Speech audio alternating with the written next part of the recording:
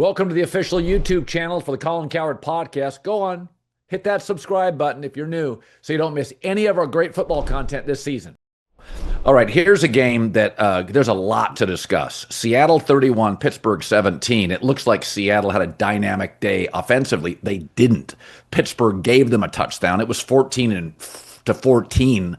It felt like for a long stretch. I had the under on this game. I felt great until Caleb Johnson forgot the rules on the kickoff. So, again, this game, my two takeaways before I get to the botched play by the Steelers. They can't run the ball. It does feel a lot like the Jets offense. It's an average offensive line, just like New York. They can't run the ball. They average 3 yards a carry against Seattle. Aaron had a couple of picks. He was 18 for 33. One of his receivers made a mistake in the red zone, ran the wrong route. So I listened to his post game today, and it sounded a lot like Aaron Rodgers with the Jets, where he's playing with some young guys that aren't up to his speed. And truth is, Aaron's really smart. It's hard as a young player to be up with him intellectually and cerebrally, because Aaron's playing upstairs another level than most guys, like an older Brady. So, my take is I said this before. I think this is one of the ones I'm right on. I said they won't run the ball because Tomlin can't figure out the O-line. The O-line will be maybe better than the Jets, but not great. It's going to feel like a much more refined, polished, well-run version of the Jets. And I got to be honest with you, John, that's what the offense looks like. You said average offensive line. That feels like a stretch to me. I might even go below average. And maybe once you start paying all these guys, I would put Cincinnati in the same kind of vein. The offensive line, like with the resource, because if you miss on a draft pick, all of a sudden Aaron, who can't really move as well anymore, even when he makes his great play scrambling, it feels like he's kind of moving in quicksand relative to the guy that we knew a decade ago when he was younger. Their offensive line's getting him killed. And to me, the thing is, one, how often you're going to see 10 points scored in 2 plays. They kick a field goal, they kick it off, and when he touched Caleb Johnson, who I was high on, I liked at Iowa, is clearly I think he's a bust. Disaster for them. Disaster. I mean, that play, I don't. If you told me next week he's inactive, as of like we talk about a guy that needs a break. Like, what was that? He just quit. Maybe he doesn't know the rule, which to me would also be on the coach, and they have a great special teams coach. But that was. They got the ball back. They kick a field goal, and it is 24-17, and the defense just needs to get to stop. Well, they're paying T.J. Watt, Cam Hayward's getting a raise. They get these 2 DBs. If they're a defense, they're the Pittsburgh Steelers, and Seattle goes right down and scores a touchdown. It's like, well, if you were going to be decent at all this year and be real, like, okay, this is finally the year with Aaron Rodgers, you can win a playoff game. You were going to be a top 2 or 3 defense, and the defense right now through 2 games is nowhere near. I mean, Sam Darnold throws a couple picks early in the game. This should be a game that they dominate this team. Seattle's got 1 wide receiver who's an excellent player, but it's not like they got some potent offense, in terms of the skill. No, Seattle can only win one way. It's got to be low scoring. It's got to be, Sam had an occasional big play. Aaron, when he throws the ball to DK Metcalf, then he had one of the tied it in the end zone. Aaron still throws that red zone ball as well as anybody in the league. But the question is, how often with this O-line and run game are they going to get into the red zone? Aaron needs certain things, protection. He throws a beautiful ball, those back shoulder throws. It's gorgeous. It's as good as anybody that's ever thrown it. But I look at Pittsburgh, and between the snafu on the kickoff, the lack of the run game, it is exactly the Jets, but it's just a much less chaotic organization. Well, exactly. And isn't that, Mike Tomlin, this $15, $20 million coach, they're going to be, you would just say, hey, they're going to be buttoned up, a well-run operation, even whether they have the high-end talent or not, they're going to be buttoned up, and they're going to be tough. Well, I'm watching this team. They don't physically look as tough as they've been in some of his heyday teams. And buttoned up, I mean, they got this rookie out there that doesn't even know what's going on, just hands over 7 points in a game that was the game right there. I mean, once that play happens, it's like that derailed them, which it would derail any team. But how can that happen? And the old adage, you're coaching allowing it to happen. How are you having the kid out there if he's been that big of a disaster for you to even put him in that situation? I think their roster And listen, maybe I did. I overrated a little bit because they're forcing Yeah. it. Obviously, they're putting him out there. He's their best option. Maybe they're not as good as you think. And Aaron Rodgers getting peppered. I'd say the same thing about Cincinnati. I'm like, I think they could be. Well, if your offensive line is a shiv and can't block a soul, the NFL. I mean, I don't. You can play average teams. They're going to have some pass rush. Your quarterback's going to get killed. So unless you got Yeah. Lamar Jackson back there, these guys are going to get hit.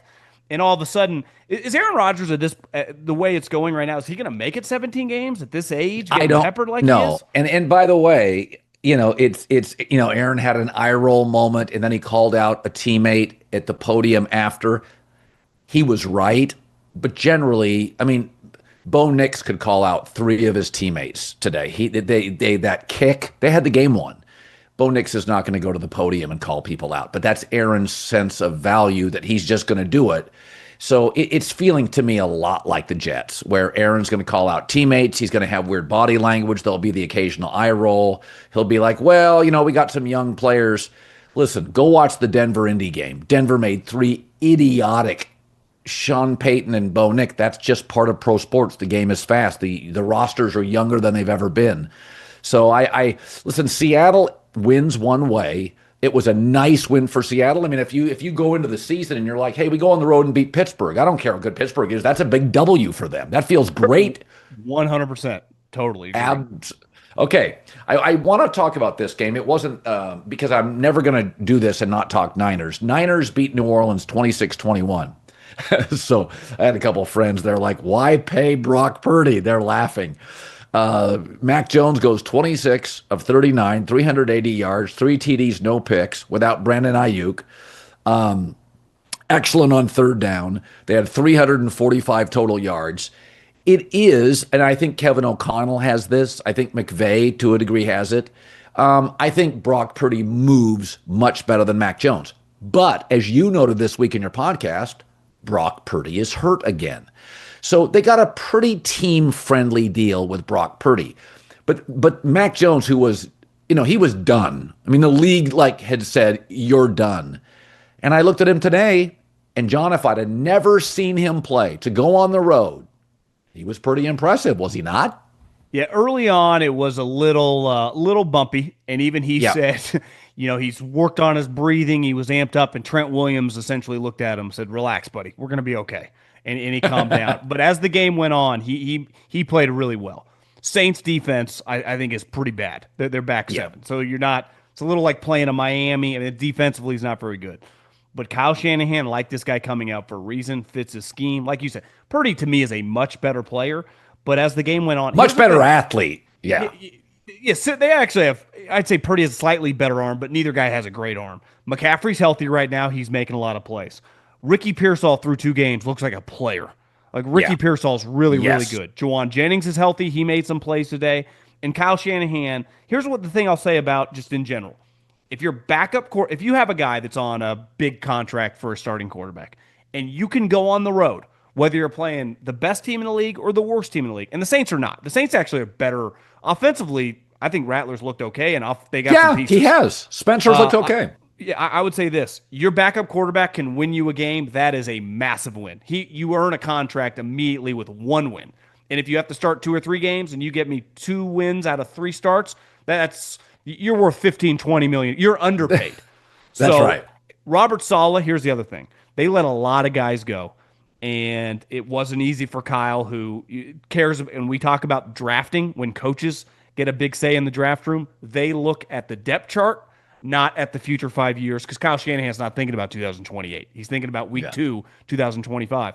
Robert Saleh has been an ass kicker so far for him.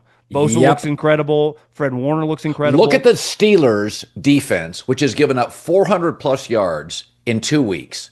Look at what they pay for their defense. It's the most expensive in the league. Look at the names of the Steelers' defense.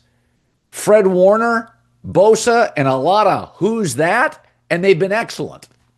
This is also where schedules matter. And when I went to your show in the summer and Edelman came on, he got offended by it. Don't ever say a schedule is easy. Well, that's the Belichick in him talking. Some schedules are easier than others. And going on the road week 2 at the Saints instead of having to play the Ravens or the Packers is a big deal. And are you winning a game in Green Bay or in Buffalo with Mac Jones? No. But when you have an easier schedule, and listen, the Niners, we talk about coach, quarterback combination, just go offensive and defensive play caller. Niners are as good as anybody. Kyle Shanahan, Robert Saleh. And they have a Yeah. couple easy games. They take advantage of it. Seattle wasn't an easy game by any means, but this Yeah. game is. They get the Cardinals, and they got to do it without Brock Purdy. It is, you know, someone came at me in my DMs on Instagram and was like, Purdy really has only missed a couple games in his career. Well, one major injury he had happened to be in the NFC Championship game, so they had a Yeah. 9-month break. That's a major injury. So he's had a major elbow injury. He obviously has a pretty major injury right now. I mean, if he's got to miss Yes. potentially a If month you're missing playing, 5 or 6, yeah, it's a major so injury. these are big injuries. He missed a game last year being banged up.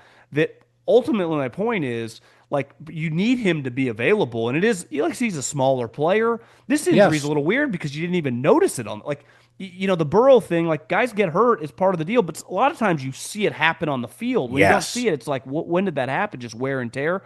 But the 49ers, two out of the last 3 years where they deserve credit, they value the backup quarterback. Sam Darnold Yeah. 2 years ago. This year, Mac Jones. Kyle's very comfortable in the guy. He believes in the guy, and it works. Because we see some teams the last couple of years in Miami, when Tua goes down, they basically just fold. Yeah, and I just think we know there's some really good coaching right now, and I think San Francisco between Kyle and Saleh is a top 4 team. I think Minnesota's, the Rams, Kansas City, obviously, but I do think you look at what the Steelers are paying for their defense, and you look what the Niners have, which is 2 elite players and then just guys. I mean, Hufanga was a great player that is now at Denver. Not a good player, was a great player, was a Pro Bowler. All pro. So all pro. So it's solid. That's why he quickly got a job. I still think he deserves a second head coach. If you fail with the Jets, it's like I don't even count it. Right? I give him 2 years. If their defense is good, he's definitely. I mean, he'll get some interviews. Maybe it's a little too quick, but he'll be a head coach again. I mean, it feels like inevitable. Too high level of a guy.